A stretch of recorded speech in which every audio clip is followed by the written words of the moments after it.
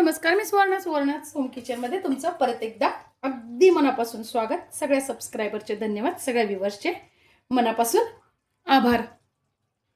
मी आज तुम्हाला खूप छान अशी रेसिपी दाखवणार आहे। ती म्हणजे रामफळाचं तुम्ही शिकरण पण म्हणू शकता किंवा मग रबडी, बासुंदी असं तुम्हाला जे दुधाचा प्रकार आहे त्यामुळे आपण रबडी पण कोणी म्हणतं, कोणी बासुंदी म्हणतं, कोणी शिकरण पण म्हणतं।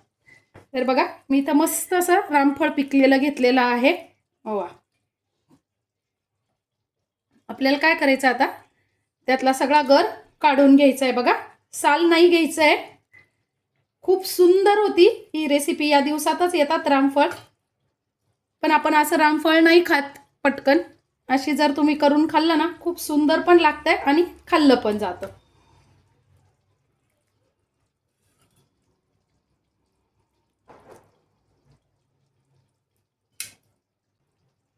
छान पिकलेलं आहे ते, त्यामुळे गर व्यवस्थित निघाला त्याचा।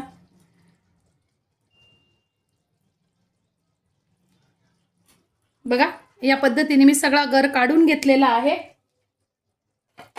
आता आपल्याला काय करायचंय, एक रोळी किंवा मग अशी स्टीलची चाळणी काही घ्या। तुमच्याकडे पीठ गाळायची गाळणी असेल तरीही चालेल।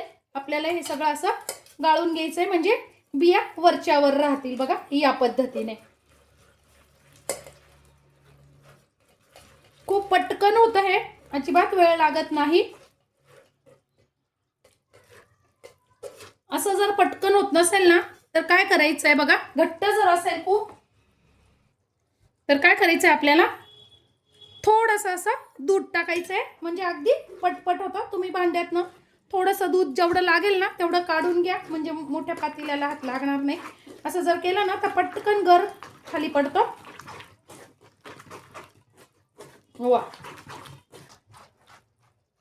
बघा, या पद्धतीने केल्यामुळे फक्त बियाच वरती राहिलेले आहे आणि गर सगळा मस्त बाहेर पडलेला आहे। वा, मी परत थोडंसं दूध टाकून बिया स्वच्छ करून घेणार आहे आणि गाळणी पण स्वच्छ करून घेणार आहे, म्हणजे वाया काहीच जाणार नाही। बघा, या पद्धतीने फक्त आता बियाच वरती राहिलेले आहेत, टाकून द्यायचे आता त्या।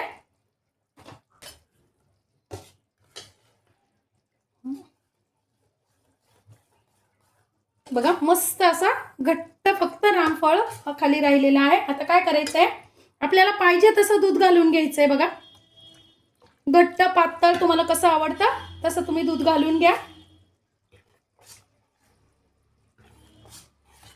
घट्ट ठेवलं ना आणि थोड्या वेळ फ्रीज मध्ये ठेवलं ना तर अगदी आईस्क्रीम सारखंच लागतं। आता चवीनुसार मी ते पिठी साखर घालून घेतेय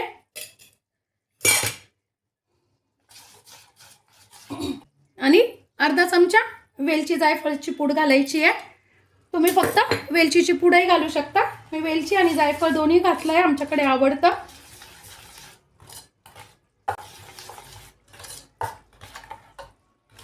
वा, बघा, तुम्ही यापेक्षा पातळही करू शकता पाहिजे तर। मस्त असं आपली घट्ट अगदी दाटसर रामफळ रबडी तयार आहे। आजची माझी व्हिडिओ, ही रेसिपी तुम्हाला कशी वाटली कमेंट्समध्ये नक्की सांगा आणि या पद्धतीने रामफळ शिकरण, रामफळ रबडी करून बघा। धन्यवाद।